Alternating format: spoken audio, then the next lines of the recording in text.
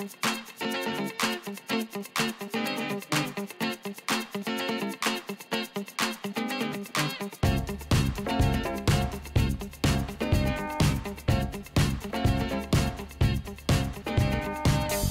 there, this is Sonia, your local informative Chicago real estate broker, bringing you information about the community in Chicago, and today we're talking about Edgewater.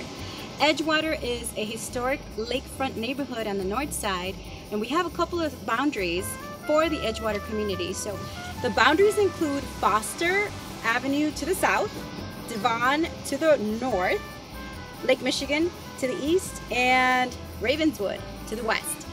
Historic Edgewater and several other beaches outline the neighborhood. There's tons of beaches over here by Edgewater. And in terms of education, there's a couple of schools. There's Hyatt, there's Swift, Godey, and there's Pierce. And in terms of high schools, there's Senn High School, and also Loyola campuses are along the Edgewater east side.